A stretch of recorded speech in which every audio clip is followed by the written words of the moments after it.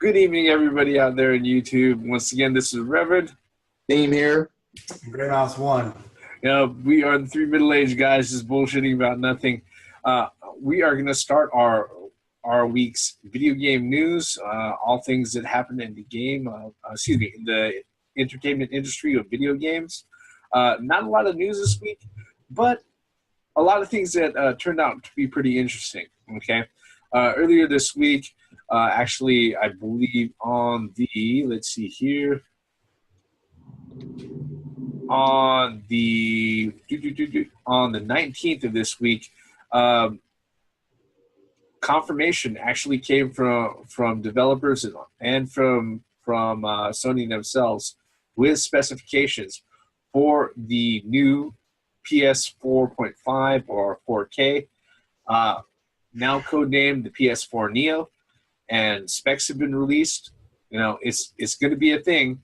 We even have a manufacturer suggested retail price. It's going to be $399.99, $400, the same as the launch price of the original model PS4. Gentlemen, what are your thoughts on it? I know we've done videos on this before and we've covered this, but now it's actually coming from the horse's mouth that it's for real.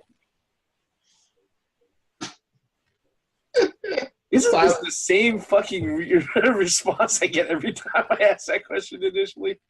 Because how the fuck are we supposed to respond to something like that? It's just the fact that, okay, they're coming out with this new system and it's supposed to be, the specs are higher and it's supposed to be compatible with VR and shit like that. And it's like, look, the main problem with this is the games.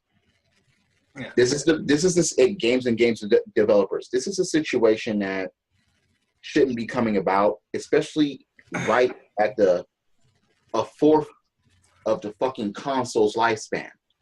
This console's okay. The PS4 has been out for what, 2 years? It's almost 3 now. It's almost 3. Okay, 3 this November? Yeah. All right, fine. For them to do this shit this quick and to try to improve on shit this quick on something that, okay, they should have already had insight on. Because if they were going to prepare for this, as far as bringing out VR and trying to make a system better and so on and so forth, they should have thought about this earlier. Now, this is going to screw with a whole lot, specifically games. And all right, make no secret, I have Shenmue 3 coming. Okay, so what are they going to do about that with this new PS4? Are they going to come out with this system and then this game is not, either it has to be upgraded or is it not going to be compatible with it, or is it going to cause problems? And then if the game has problems with it because of shit happening, motherfuckers are going to be like, you see, they didn't make it correctly. No, and it's like, wait a minute, you got this PS4 situation that you got to think about now. And it's like, fuck, man. Not happy about that. Yeah. Well, according to the article, all of the games going forward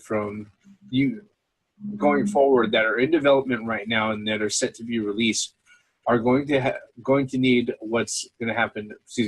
are going to need to run on 2 different modes. One they call the base mode, which covers all of the current base PS4 hardware, and then a Neo mode, which covers all of the brand new Neo hardware, which boasts beefier processor, beefier CPU, beefier graphics processor, and faster RAM. Not more RAM, but faster RAM. So basically, any of the games that are in development that are set to release in the future, they should have those 2 modes in place already. In fact, according to the article, we should see those games showing up on shelves as soon as September of this year. So, okay, yeah. In fact, as far as that goes, if you've seen my video on my channel, I've made a video on it. My biggest issue with the Neo as it stands really isn't as a consumer, because like you think, I don't have a PS4. All right, and with this news coming out, I'll wait even longer now to go ahead and pick up a PS4. Mm-hmm. The problem that I foresee is that in order for in order for developers to make sure that their older games, almost 3 years worth of library that they've went ahead and put out, are actually going to work properly with the Neo, they're going to have to go out of their way to patch those games and make sure that they have a Neo mode to go ahead and make them work. Now, for the developers that work with bigger publishers, maybe that's not going to be that much of an issue. It still presents an issue, like I mentioned before, because any patchwork, depending on the developer agreement with the publisher, might be seen as maintenance. And depending on their relationship with the publisher, they may not get paid for maintenance. All right? That's just something that was initially rolled into the initial core contract and expenses that they went ahead and they gave the developer to make the game. Now, the problem is, though, is that, like I said, you have to think about all the games that are already released, including all of the digital ones. What if you're a little indie developer who went ahead and published a game on your own, and now you have to go out and patch your game to make sure that it's running on the new hardware? These guys definitely don't get paid for that extra shit, all right? And they're dependent on that sort of thing. That sucks for them, you know? And the thing is that they don't have any recourse at all, because the folks who already have the game on the old hardware, guess what? They're not going to pay for it again, you know. But they're still expecting that update. You know, if they move on to the new hardware, they're still expecting that update. You know, like I said, it puts them in a horrible spot. Any thoughts on the Gray Mouse? Kind of just staring at the monitor there. Well, you know, you guys haven't or don't own a PS4. I unfortunately do, and there's one, you know, Theory does as well, and we know other people that do as well. So it's like, fuck us, you know. We're the ones who, I didn't early adopt. I mean, it took me about 2.5 years to get me a PlayStation 4.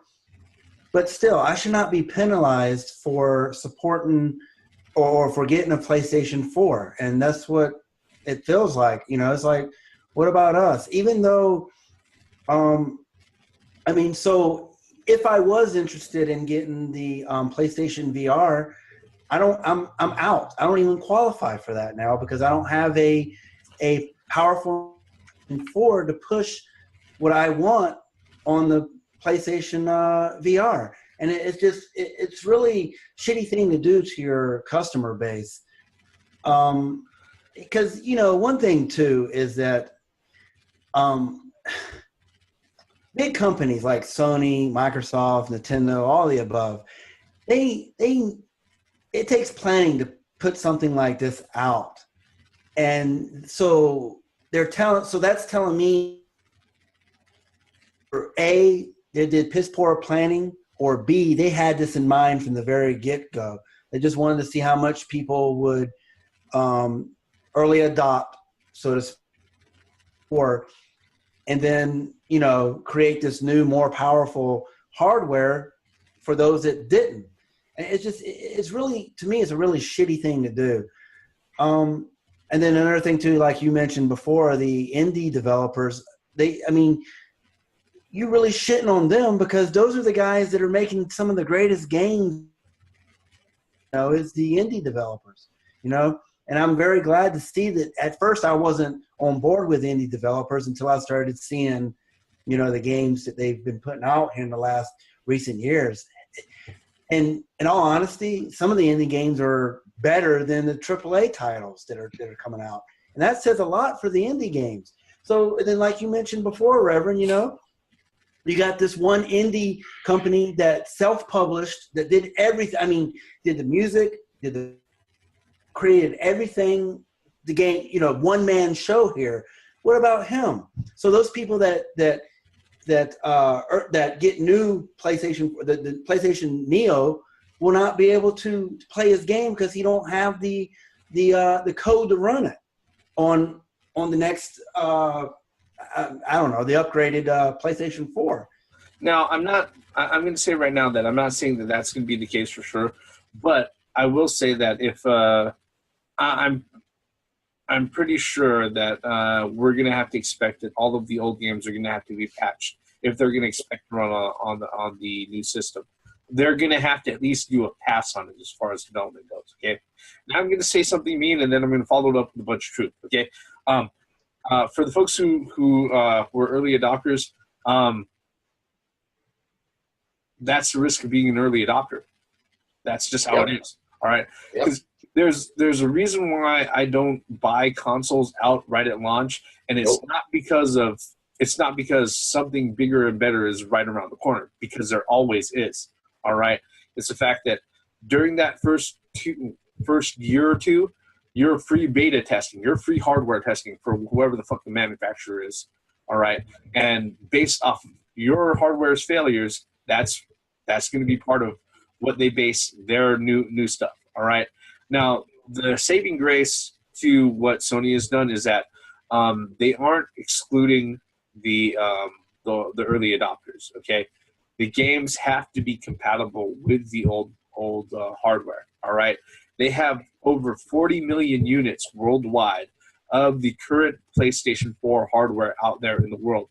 They would be stupid to disenfranchise those users wholesale. All right, that would be retarded on a Sonic Chaos level. Okay, all right, that would be extremely dumb. All right, we've seen video game companies. Well, Sony's not a video game company, but we've seen companies do retarded shit in gaming before. Yeah, we have. And that's what I'm generally afraid of. Yeah. People, okay, you got Sony fanboys that are going to get this shit regardless. They're going to turn in their current PS4, and then they're going to get this. People are going to do this. But it's just the fact that, okay, as long as they make the games compatible for both fucking systems, I don't know how that's going to be smooth.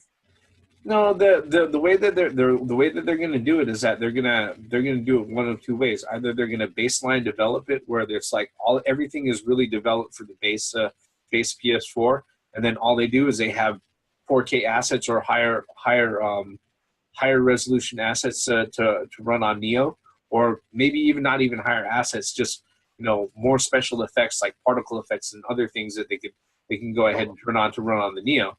But the thing that you're really going to see, the big difference that you're going to see, especially on older games after they get patched, is, look, here's the thing.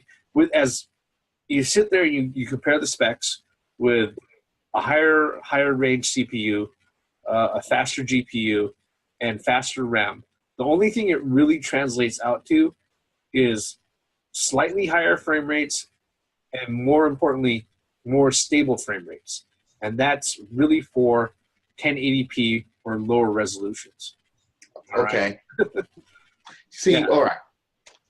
For people that have the current PlayStation 4s, what about the VR situation? Is VR going to handle being compatible to both versions of the PS4? Or yes, but I'm going to say this right now: you're going to get the worst version on the base hardware. Okay. That was my initial point. It's like, okay. Or are they going to cut down for the original PS4? And it's like, all right, so for you to get the full capacity for this VR shit that you have to spend fucking 400 fucking bones for, you have to get the PS4 that it's compatible with. Yes. Yeah. Fuck that. Yeah. But as we've stated before, that's part of the cost of VR. Okay? Because let's just be honest. If you decide to go with an HTC Vive or an Oculus Rift, you're spending a lot more than that. Wait. But another PS4 plus the VR, that's at least 800 bones. If you're building a brand new PC to go ahead and run the Oculus Rift, right, you're spending 4 times as much. Okay, fine. Yeah. And that's not even including the cost of the Oculus Rift. All right? And that's one of the things. I mean, there's a couple. Yeah, but 4K TV.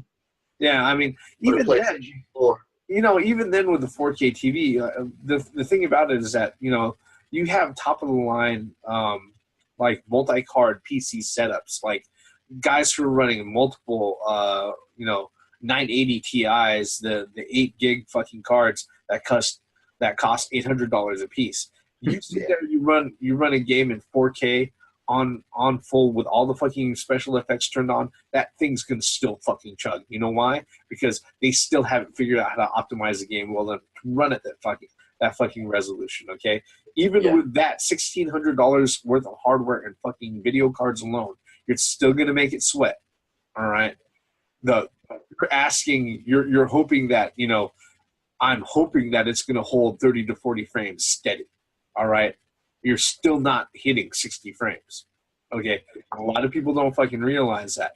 So when it comes to, like I said, when it comes to the cost of VR, that's part of it. The other problem that we had with the PlayStation 4, and one of the reasons why this is kind of really significant, is that, you know, the 7th generation, instead of just being around for 5 years, it was around for pretty much 13.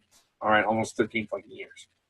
Okay, and because of that, instead of there being another generation in between to see a much bigger leap that's going to be comparable to modern PCs right now, they went ahead, they did the generational step from wherever the generation was back. When the generation back was, I said, over a decade old, you know, there should have been another generation in there, but the economy didn't have that in its plans. It didn't fit for that, you know.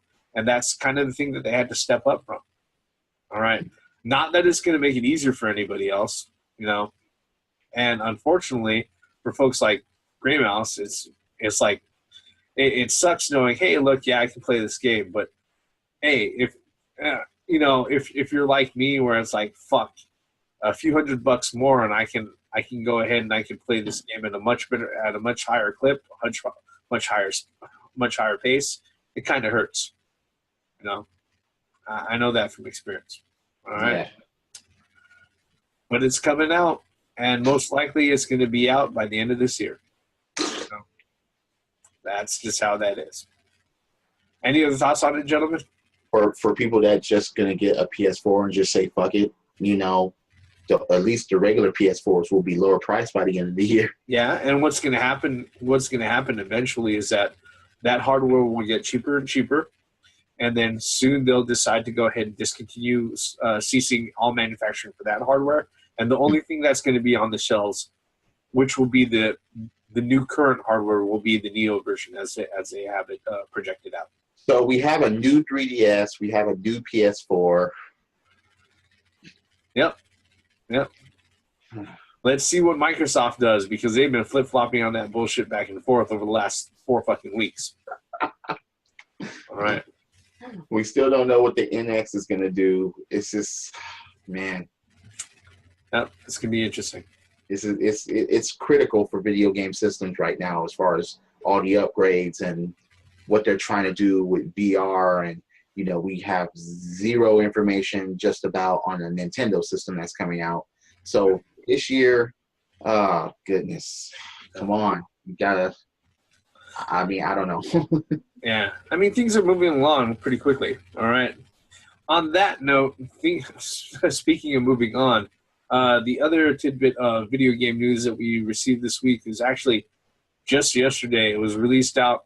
Microsoft announced that they were going to cease all manufacturing of the Xbox 360 hardware, the current E hardware that they have out on the market. They're going to go ahead and end that particular manufacturing, I believe. Let's see here.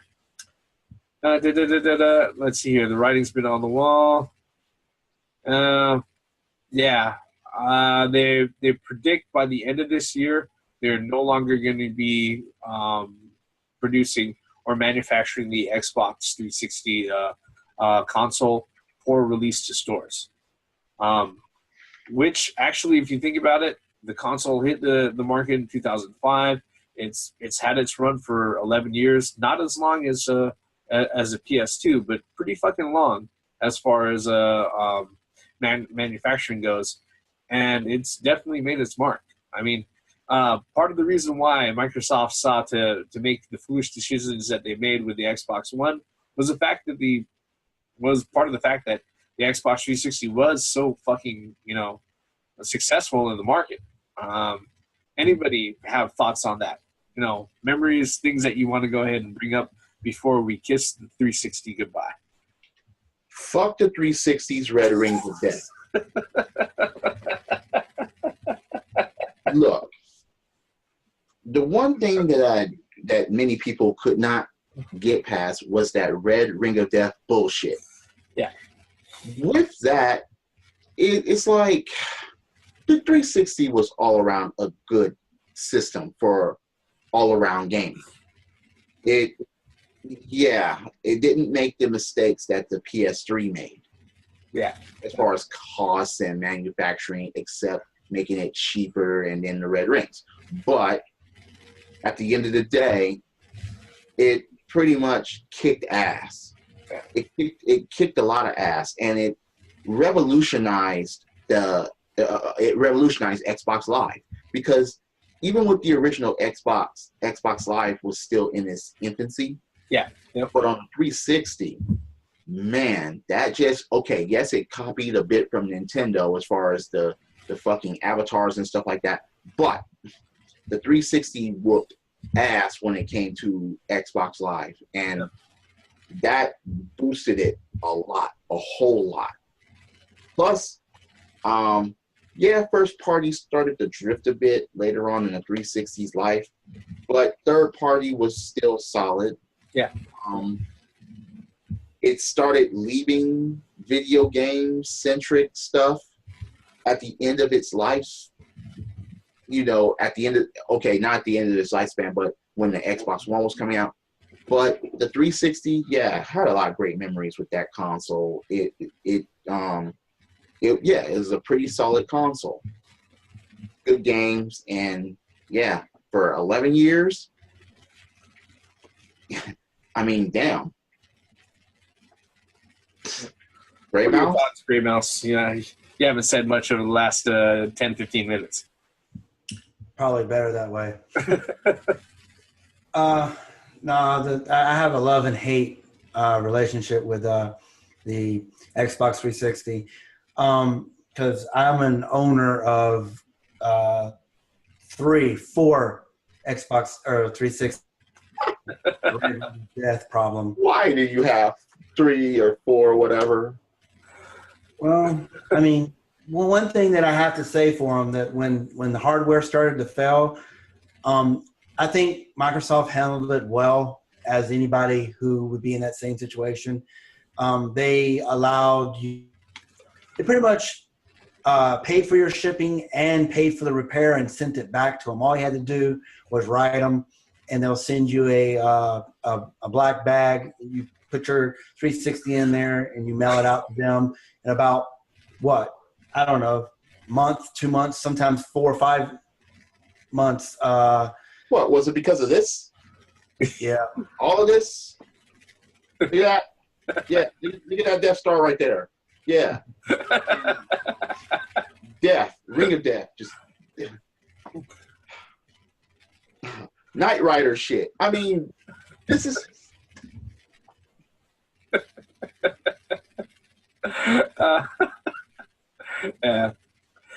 this is my, Red Ring of Death aside, okay, and the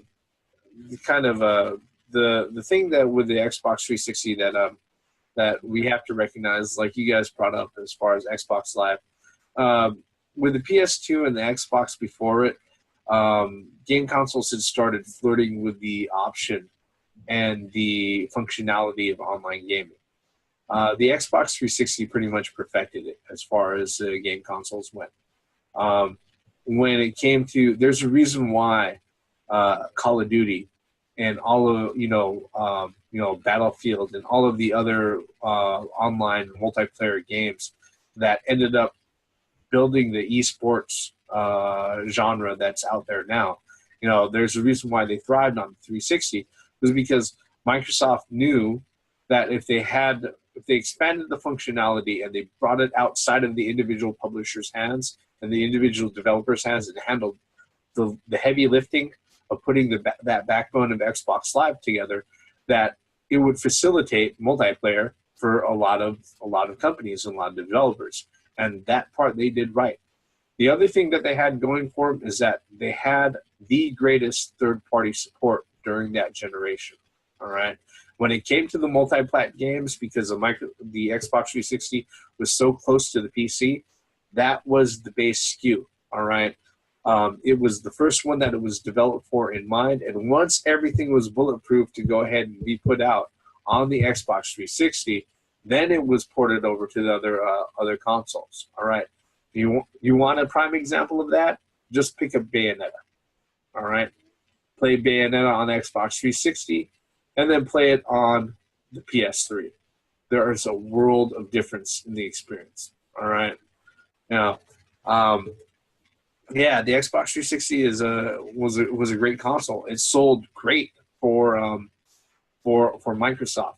Wait a minute. Did it sell great, or did they just, have to give a lot of them away because of that? Once again, the red ring of death bullshit. Well, we have to keep in mind that there was, aside from the red rings of death and the amount of reciprocity that people had as far as owning multiple consoles, and also in consideration to the number of consoles that got banned off of Xbox Live. Yeah, there's a little bit of inflation. Yeah. But yeah, the thing about that is that as far as almost every really successful console goes, there's going to be a little bit of inflation due to that. Okay, for instance, the first PlayStation. All right, they went ahead. I remember before the PS2 came out, they ran a user survey for a lot of gamers, and they asked them, okay, how many PS1s have you owned? Okay, over your lifetime of having them, right? When they did the same sort of survey for the Xbox 360, the medium answer that most people said was they've owned around 4 consoles during their lifetime. Okay, you know how much it was for the PS1? 7. 7? Yes. Okay. Yeah. I know for a fact that people have to put their PlayStations, the first PlayStation, on its side or upside down in order to get that shit to work. Yeah. I believe the original PlayStation had over 17 hardware revisions. All right. The PS2 had 14 of them. Okay. I owned one Atari. That shit still works. Yep. Yeah. It's also built like a truck, and it's got no moving parts except for the toggle switches up front. So that's just how that is. So, hell, I remember one of the old Atari systems. My dad was really angry at us because we're fucking around, and he didn't, like I said in previous videos, he's not a big fan of video games and didn't think that was going to do anything for us. So he went ahead and he took the thing and he smashed it right in front of us, right? It still had the plug-in ports and all of that, and we were still able to get that fucking thing running. Case all dismantled. Yeah, we had to use a pair of pliers to go ahead and flip the power switch, but it was still fucking working. You see, people out there, we're fucking determined to play our fucking video games because they're fucking fun. Yeah. So there you go. Yeah. Gray Mouse, you have anything to say?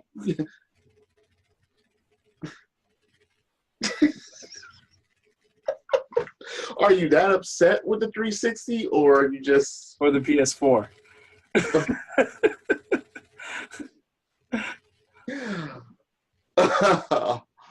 Oh, man. Favorite games on the 360, if you have one? If I have one. Favorite game on 360. Wow, it's been a while since I've played my 360.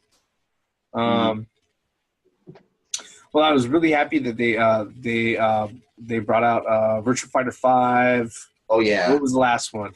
FS something like that. Yeah, they finally brought out Virtua Fighter 5.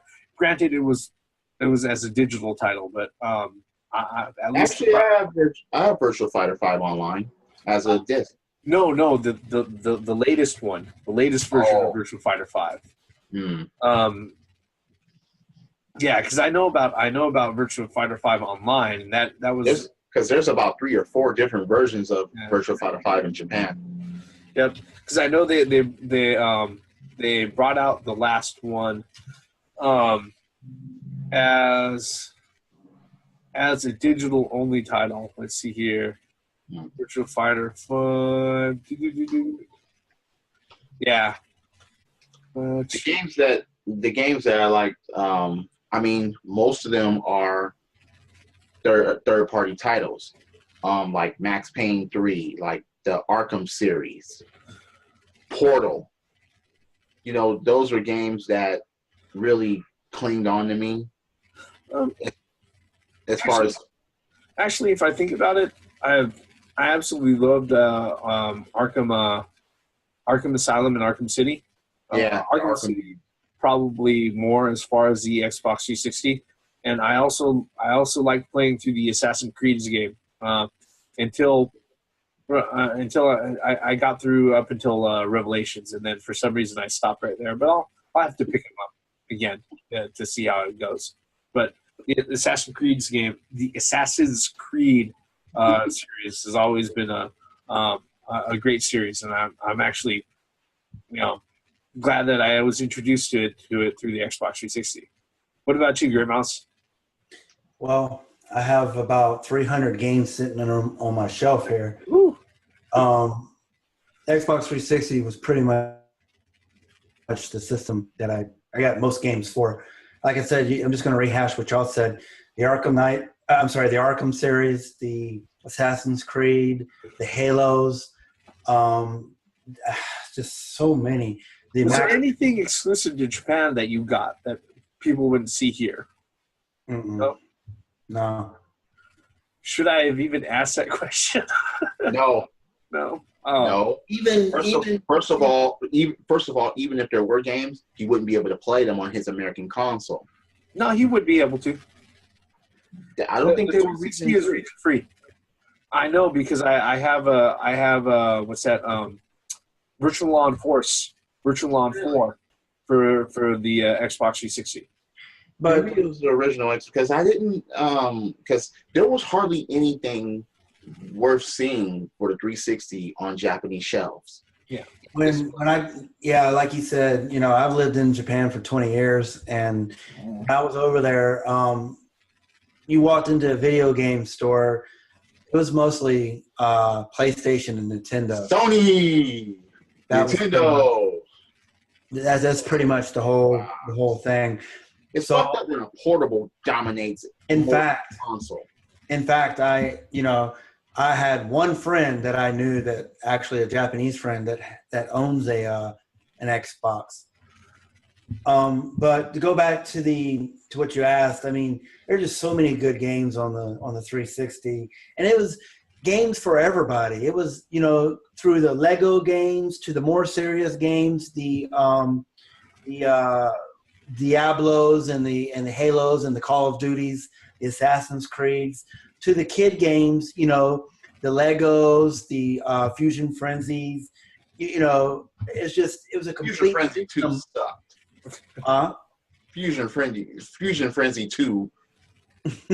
Look, that shit sucked. That shit floss teeth with dick hairs.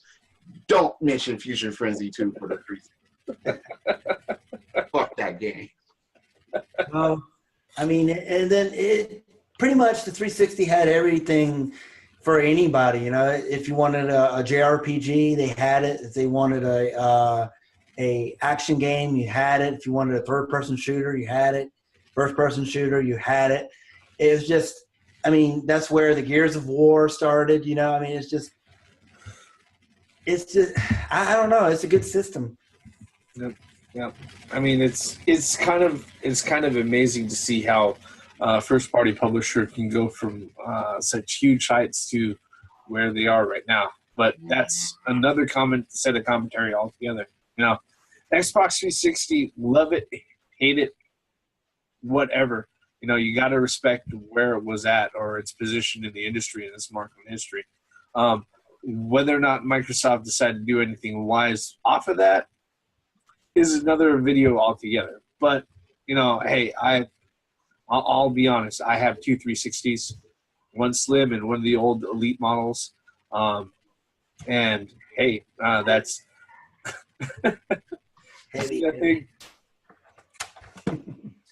This is Hey, now wait, that circle is green. That's not. That's because it's off. It's off. So you got a Sarkeesian version of the 360. No, I meant that it's not red. It's not. I mean, you got a pair of them. You can use them as like bookends.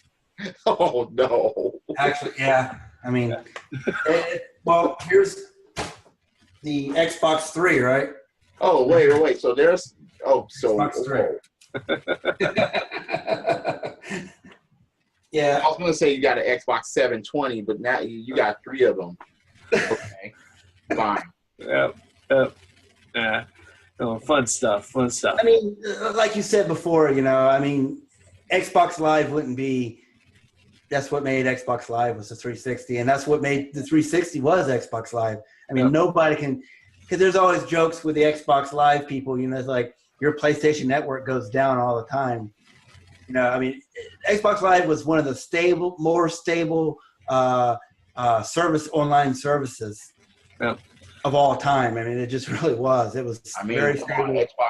Xbox Live for the 360. Damn, I've never heard the word gay used more in life. Xbox 360. Gay was used just every third fucking word. It was just. And it didn't matter who you were talking to or what ethnicity you were. If you were beating somebody's ass, you were a nigga. It was funny. It was funny because that was the only places where girls were being called gay. Yeah. And girls were calling dudes gay. It's just the way it was. Gay is the natural insult. And please, it's nothing to do with homophobic. It's not homophobic. They just say that word because it fucking gets to you. So please understand that. All right. With that, we're going to stop the music before we go on too far. Thank you for being with us for the last 40 minutes, folks. If you're so kind, like I said, hit like, hit subscribe, check out our channels. This is going to be the last video that we have planned for tonight. So thank you, YouTube. I am the Reverend. The theme here. And this is Gray Mouse 1. Once again, for the benefits of common sense, logic, and gaming. Credits.